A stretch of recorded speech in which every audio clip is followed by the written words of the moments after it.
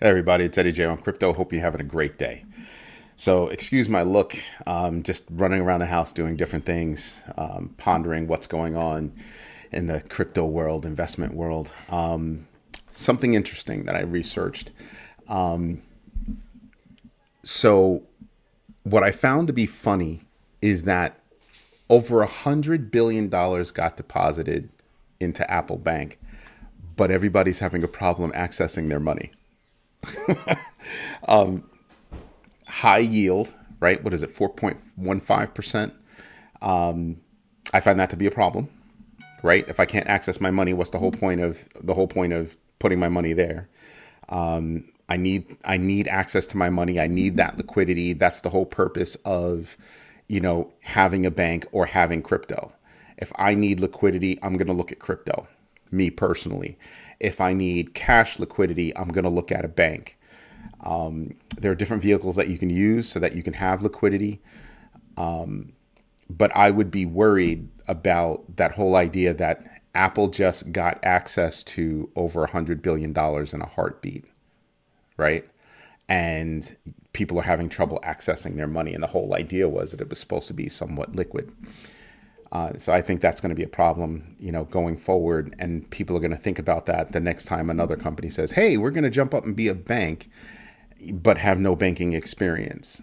If PayPal jumped up and did that, or Stripe, or one of the payment processing companies did something like that, people might actually think, not such a bad idea. They're passing money back and forth anyway. Probably a good deal. But I think people are going to be a lot more skeptical when they look forward. That said, it does say that people are looking for an alternative to banks, to the traditional banking system. I'm not going to say banks. I'm going to say the traditional banking system. I think that's why you're seeing a lot of banks change how they do things, and what they give in return for what you get, right? Or what they get. So I'm going to be paying attention to that because I want to see who's giving the best interest rates. Because remember, your money is always working for them, not necessarily always working for you, and that's a problem. What's next up? Next up is Elizabeth Warren. Apparently she's got to be in her bonnet when it comes to crypto, and she wants to put forward a bill that supposedly closes loopholes. My question or request to Elizabeth Warren is, how about you focus on all the loopholes that the rich and wealthy have that the middle class and poor do not have? That would make a lot more sense to me, right? So for me, it's just one of those things. Sorry, my daughter texted me, and my kids comes first. Okay, sweetie, be safe.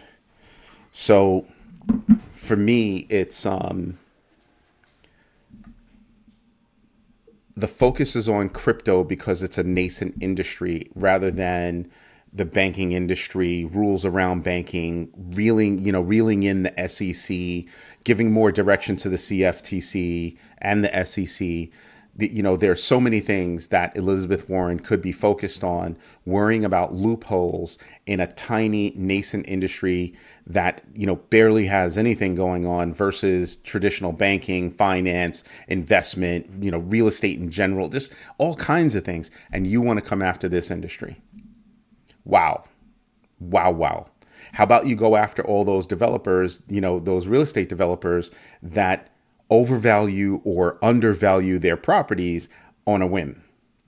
And we're talking about by millions, sometimes hundreds of millions of dollars, tens of millions of dollars, hundreds of thousands of dollars. But you want to go after loopholes and I'm assuming one of the loopholes is going to be wash trading, right? You can't just sell and buy and all that good stuff at the end of the year to realize certain things. And I'm just sitting back and I'm just going, there are things that I would rather you use your time for, and that's not one of them. Do we need those kinds of things in that space? Yes, but closing loopholes? How about you create guardrails? Let's do that. Let's work on that first.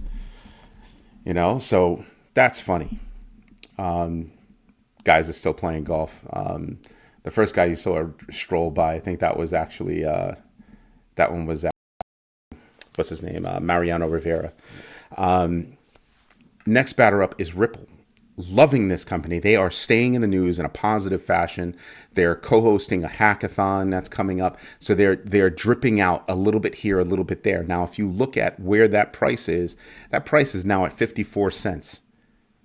Pay attention to Ripple. Pay big attention to Ripple. Right? I want to thank one of my friends. I forgot his name because I'm in the middle of everything. But he had noted to me that, hey, Uphold has already listed XRP in their exchange, right? My point is still, imagine if other exchanges start to also relist XRP. You're going to start seeing upward momentum in a major fashion. I think things are a little bit slow right now, going sideways, because we want to see if FOMC, if the Fed is going to take a pause and not do a rate hike. 70% say, yeah, they're going to pause. Another 30% says they're going to hike. I'm on the side of pause. I'm not on the side of stop. I don't think that's a thing.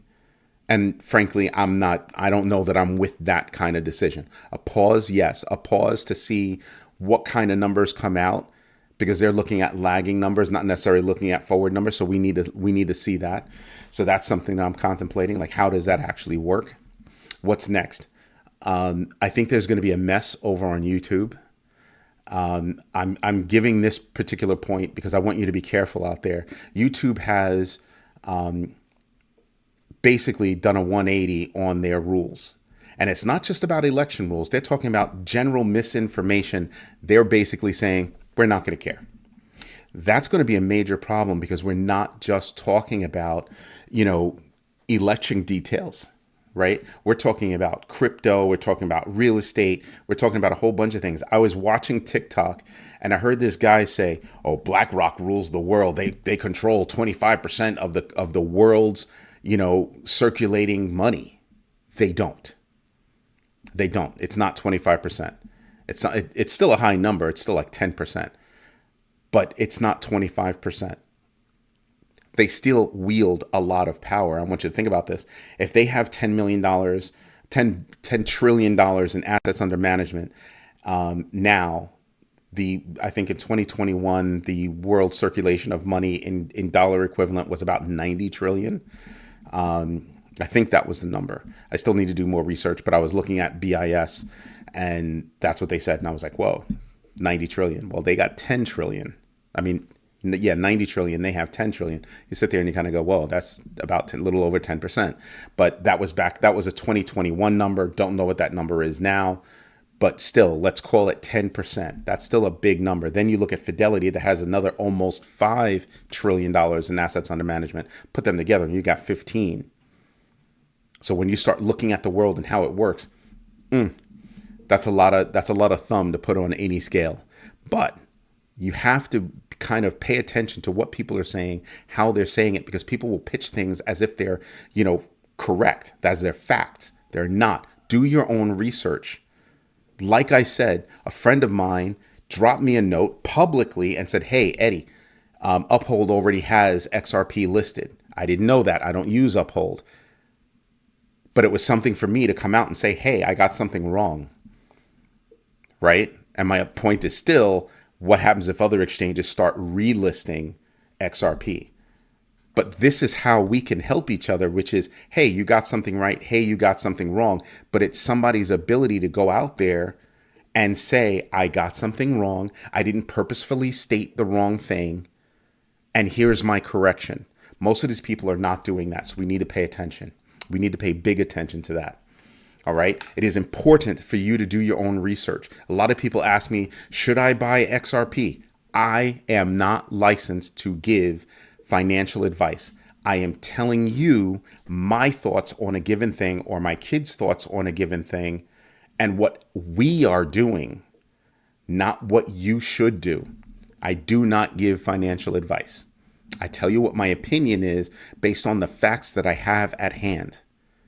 And if I'm wrong about something, I have no problem with saying, hey, I'm wrong, mea culpa. Do your own research. Looking forward, I think it's going to be a good week, but pay attention to the numbers. More sideways moves until the FOMC meeting on the 16th or something like that. All right.